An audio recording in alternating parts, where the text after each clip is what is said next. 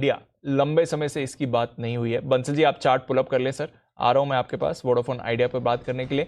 Stock ने वैसे कुछ ज़्यादा एक्शन भी नहीं दिखाया पिछले कुछ महीनों से, एक बहुत ही छोटी रेंज में अटका हुआ है।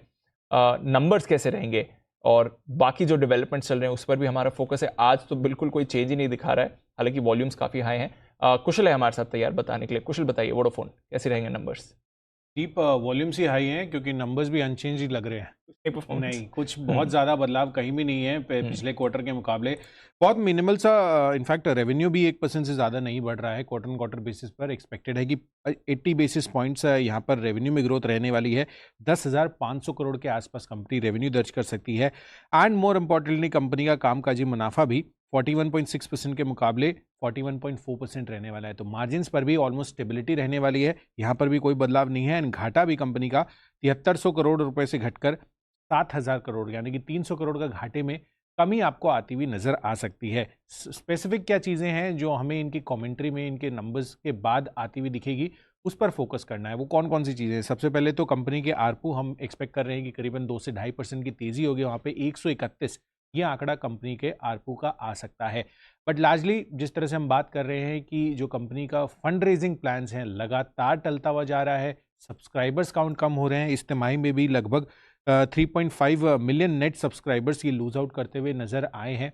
तो डेफिनेटली यही देखना है कि आगे फंड रेजिंग प्लान इनका क्या रहता है, क्योंकि यहाँ से अगर फंड रेजिंग होती है तो डेफिनेटली 5G के लिए इनको बड़ा सपोर्ट मिलता हुआ नजर आएगा।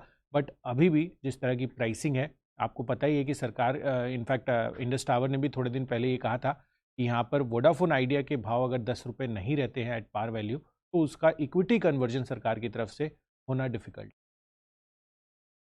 एयरटेल के आरपू कितना? एयरटेल के ARPU, if I am not wrong, I think 190 के आसपास है, 190 और 191। इसके 131 है। 131। बड़ा डिस्टेंस कवर करना है वोडाफोन आइडिया को।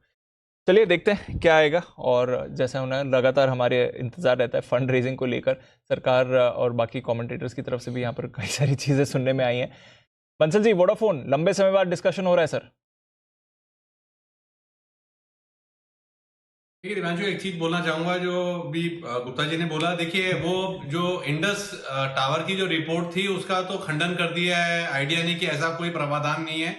बट अब सरकार का स्टेटमेंट आ रहा है कि भैया तुम पैसा डालो।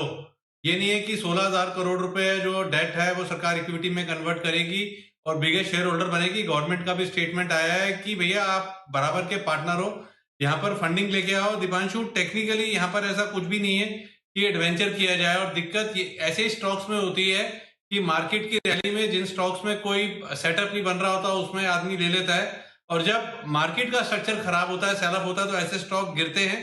तो यहाँ पर एज ऑफ नाउ बिल्कुल दूर रहने की राय है, खरीदे नहीं। जब सेटअप होगा तो दीपांशु थोड़ा महंगा लेंगे, but as of now Vodafone को टेक्निकली अवॉइड करना चाहिए। चलिए तो चार्ट्स पर तो क्लियर अवॉइड सिग्नल आ रहा है वोडाफोन के लिए।